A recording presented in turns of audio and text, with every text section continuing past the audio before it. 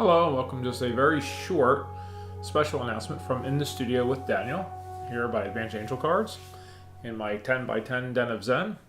I just came in from the wood shop, hence the raggedy t-shirt and unkept appearance. I have been doing woodworking for quite a while now. I do pens and little kits and different projects, no different than any other, backyard woodworker. But I tried to work with extinct, rare, exotic woods, sacred woods, things like that. And part of this for me has been making pendulums and different dowsing devices. Well, I recently started making pendulums again with my wife giving more and more pendulum workshops and stuff that we're doing together. And it's kind of interesting because as I've channeled information and done some work with the pendulums, they've kind of taken on a shape and a definite design specific to my craft and what I'm doing. I think not only will it make them recognizable and identifiable as mine, but it's more about function. I mean, it was specific instructions almost that were given on what was wanted in this recent batch I started to make for marketability, I guess, to put out there in the world for people who want sacred pendulums. That's not to say any pendulum you get at a Spencer's Gifts or East Meets West in the mall or your local spiritual store isn't sacred or what have you. They all would work great. In fact, one of the best pendulums in the world is a tea bag, believe it or not. But it's more about the love and care that goes into them. They're not mass-produced. Each one's handmade. So I have 3 here that I've made and I would like to share with you. They are all customizable. If anyone is interested in purchasing one of these in particular, you can comment or email me directly, Daniel at advancedangelcards.com. But they're fully customizable. I have a few different talisman pieces I put on the ends. The crystal beading, which is real crystal, is real quartz, is pretty much standardized. However, the length of the rope between what I'm calling the pivot bead and the pendulum, I can make variable. And the talisman at the end, I can make variable. I have angel wings, I have hamsas, and trees of life, and some other things, peace symbols. So today what I'm going to show you are 3 that I've made so far. This first one, and I have to hold up a piece of paper in front of it, I think, otherwise it won't focus on the pendulum, but we'll try it. But usually it'll focus on my face still, not the pendulum. Actually, that's focused in, alright. Oh, it was a minute ago. Anyway, this wood is Bacote. Let me try the paper thing.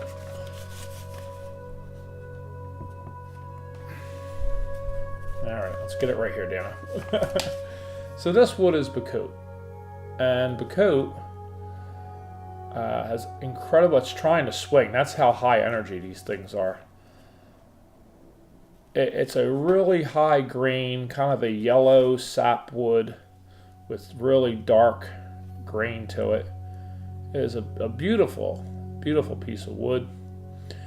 As I have these on my lathe spinning at about 2,700 RPM, and I'm cutting them with very sharp tools, they start to kind of take on a shape all of their own, and I sort of let them take on that shape.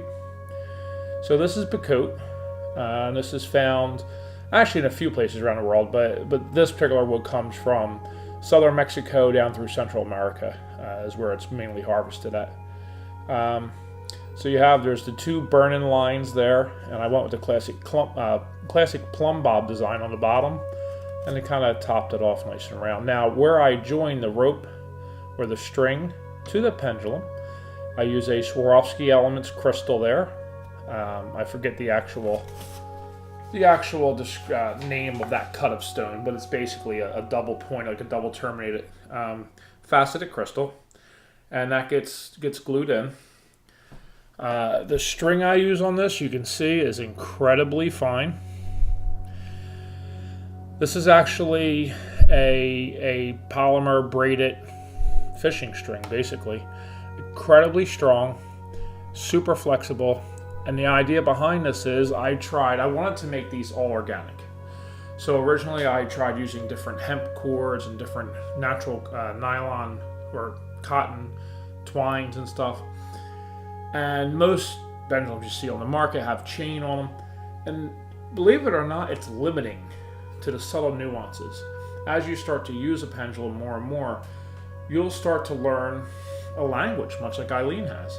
And there'll be just subtle nuances that'll be the difference between this meaning and that meaning.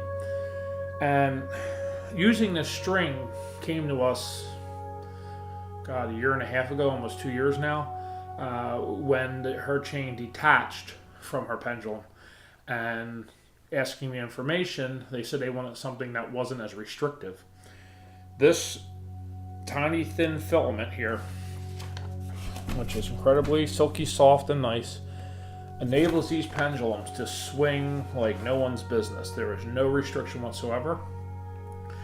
And then moving up the string, we have what I call the pivot bead. That's another Swarovski Elements crystal. And the point of this crystal is it's supposed to sit here. It's like because this string is so thin and so smooth and kind of slippery, as if a pendulum, now some of my pendulums are smaller or lighter depending on the wood. This happens to be a heavier wood. It could potentially start to drift on you. So as you had it here, it could start to do this. This gives you, it's a dual purpose thing. First of all, that little bead, like I said, goes in the crook of that first knuckle and then is pinched down on by the thumb. So if you were just to grab it in that line of that first knuckle like this and then pinch your finger and just slide it down, you'll see it stops at that bead. So not only does that create a stop, which will prevent that pendulum from ever sliding, because sometimes when that thing gets whipping, it's like crazy. It also helps conduct the electricity. Now in Chinese traditional medicine and energy work as we understand it, the hands are constant polarity shifts, meaning it is, I'm not sure if I'm starting out right, but just to give you the idea, positive, negative, positive, negative, positive, or negative, positive, negative, positive, negative. As far as energetically speaking, it's like the opposite ends of a battery, each finger. So when you bring two fingers together, you are completing a circuit, so to speak. That bead, because it is real crystal, it is really helping to conduct that energy flow right down the string to the pendulum to really help the swing. I have made these for quite a while now without that knob, and that little bead, well, I was pretty much given the instruction to put it there for that conductivity. But the dual purpose is it stops it. It's a stop. So if we have this down here and I'm just sliding it up, boom, it just stops. So it keeps it. Now, because that is there, to hold it properly by that, everyone has different opinions on how long they like this string. I like it medium. My wife likes it a little longer. So each of these three pendulums are actually a little bit of a different length, but I can make them any length possible. The ends, the actual pendulum parts, they will vary. Like I can try to replicate this, but I let the wood, as odd as it may sound, dictate its shape. Not every piece of wood can be carved in the same exact shape without there being difficulties, chipping, tearing. I let the wood's density show me the shape it wants to be. So though I can replicate things, they're never going to be exact. Now to the other end, which kind of what makes them so nice.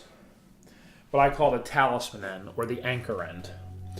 So in this particular one, we have two of the Swarovski elements, and then this is a cracked quartz, real quartz crystal there as the talisman, or as the anchor beading. And then in this one we have the always recognizable Tree of Life. And I'm just hoping that'll focus a little better for me. There you go. So this one I chose to do with the Tree of Life because Bakode is such like a primitive country type of a feel. You look at it, it's just grainy and dark and just rich and old feeling. So I really want to put the Tree of Life on that one. And again, it's all intuitive. I'll show you these two others quickly. This wood is Purple Heart, and this is one of my more petite pendulums. And this is double terminated.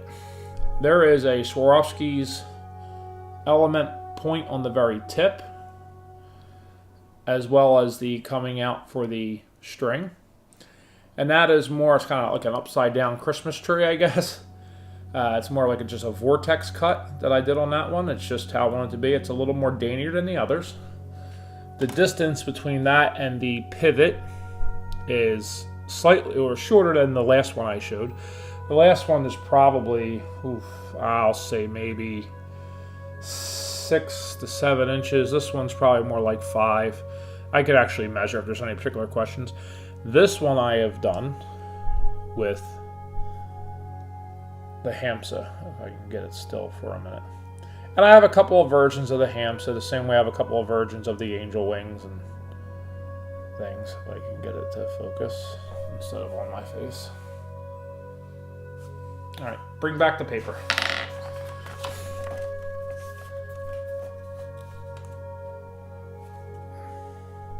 There you go.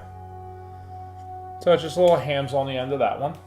And again, that wood is called Purple Heart. That color is not stained. That is the color that wood exists in its original state.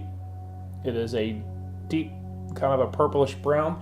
It will, as sunlight anyway, and age, it will start to turn more of a rich brown. But as it stands now, it's relatively fresh, so it is purple. And then my last one here, this is zebra wood. Now this is from Africa. Now Purple Heart grows, again, all these grow in several places, but there's like common areas where we get these woods from. I have to, geez, I'm drawing a blank here. I believe Purple Heart is an Amazonian wood. I believe it comes from the Amazon. Zebra wood comes from Africa. I believe the equatorial area of Africa. So this one is a little more curvy. Still has those great greens, but there's a lot more sapwood in this as opposed to the Bacote. So here it ends up being a lighter, I'm going to bring that paper back. It ends up being a lighter pendulum overall. Don't look as dark, still incredible greens. A little more of a curvy traditional pendulum feel to this one. And as you can see, this one I have done with one variation of the angel wing that I do. Oh. Hello.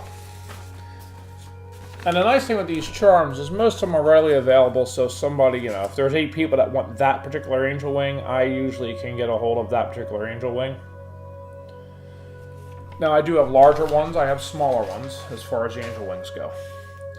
And again, this one, I'll hold the 3 up so you can kind of see the differences.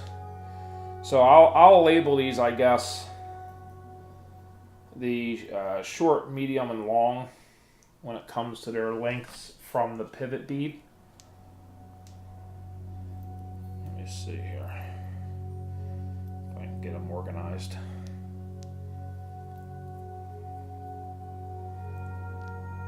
Okay, yeah, so you can see, I don't know how well you can see that, so if I line up these beads pretty close there,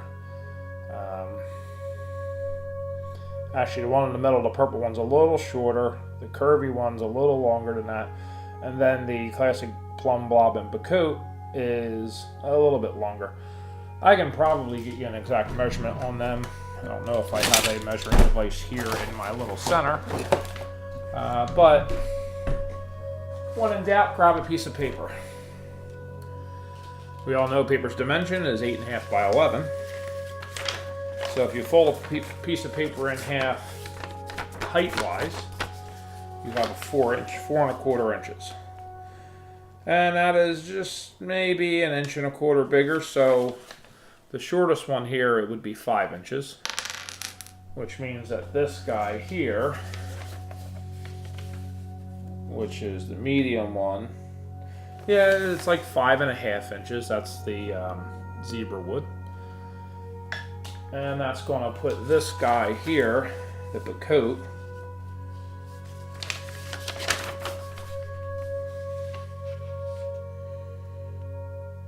Yeah. That's going to be about 7.5 inches, the length of this one. Now, the longer your string on a pendulum, the more responsive it'll be to subtle swings. However, the more responsive it's going to be to your natural hand movement. One of the big issues with pendulums are people say, oh, well, your hand's moving. Your hand's always going to move. As the energy comes through, your hand's going to move. The difference is, are you moving your hand? If you're not moving your hand, you're fine. As the pendulum begins a swing, especially a very exaggerated swing, like I'm manually moving this pendulum to swing up. Now I'm not moving my hand now. Yet my hand is going with the motion of the pendulum. The longer the string is, the more receptive it's going to be to your natural body's move. Not the message coming through, but if you happen to have a shaky hand, that pendulum's going to shake more the longer the string is. If that string's real short, it's going to be shaky depending on how hard you shake it, but it'll settle down very fast. If you leave it very long and you shake it and you stop, it's going to keep shaking for a little while. So it's something to keep in mind. You have to use your own preferences. Now, that's not to say if you get one that has a 8-inch dangle length, we'll call it, or hanging length, it doesn't mean you can't put that stop down between your pinky and your hand and let it hang, and now you have a 3-inch hang. Don't let that bead be your deciding factor if you like it or not. That bead can be placed anywhere. You can get it in the hook of your middle finger as a stop. You can lay it out in front and hold it by the talisman if you like extra long. I was asked to put that there, and I did, and just like the shape with a pendulum, I tie them at whatever length feels appropriate for that individual pendulum, and I think it's based really on the weight and size. But don't let that deter you. If you're not comfortable where that lands, you don't have to use it. This is all up for personal interpretation. Even you read a self-help book, it gives you, and this is what I'm actually writing in the introduction to my book, it's a formula. You're not expected to do the exact same thing that person did, but it's giving you a formula, it's giving you a tool to do something your way. So if the placement of that bead isn't exactly perfect for you, it's okay to bring it forward, it's okay to let it drop back. Where that bead is on the string is not relevant to the function of it. It's about being a conductor. So as long as that bead is in that flow of energy, it's going to help. I like the idea, and this isn't why they told me to put it there. I personally like the idea that it does work as a stop. So boom, and that's it. It's stopped. It's never going to slip or whatever. You'll be in the same position every time if you use the bead.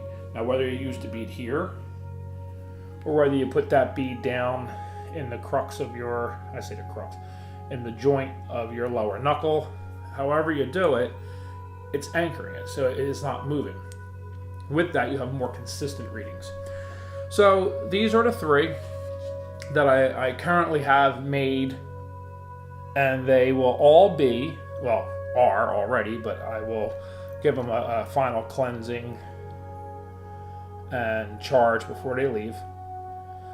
All of my pendulums are not only made with care and love, they are not only divinely guided in their shape and their construction, but every pendulum that I make and put out there for you to use will not only be cleansed and charged with Reiki, they will also be blessed, and they will be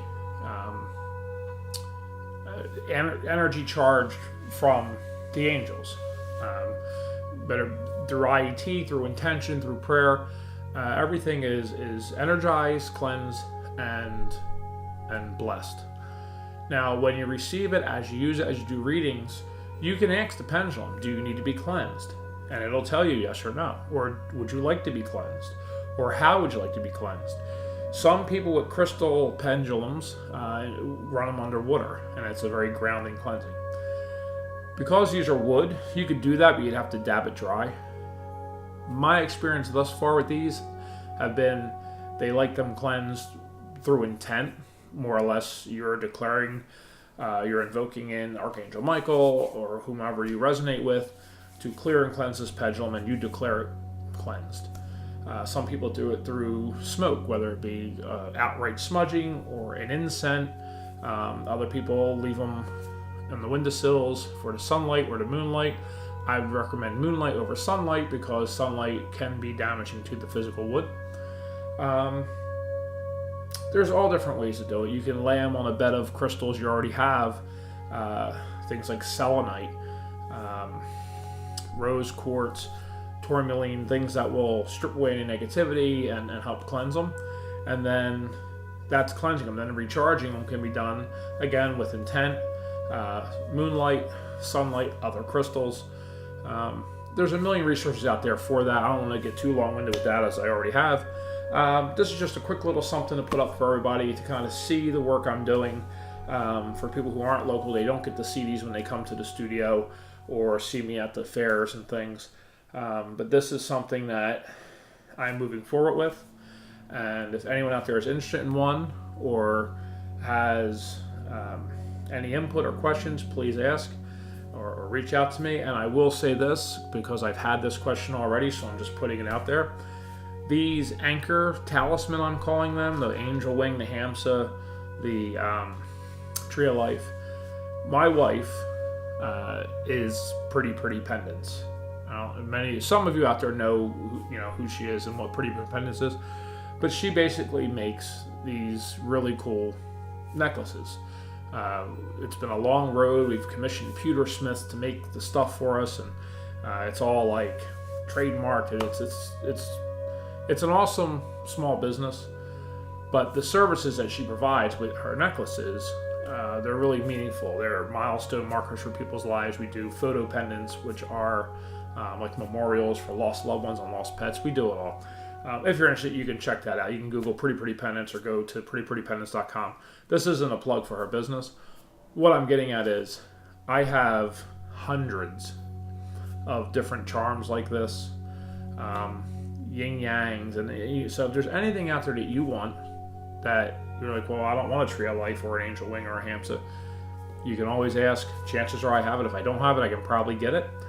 And if you have a personal belonging, some of the things that we've done in the jewelry making is somebody said, I had these earrings. We bought them on our honeymoon. I lost one years ago. I don't know what to do with it. Can I put it in a pendant? Well, sure. But you know what else you can do?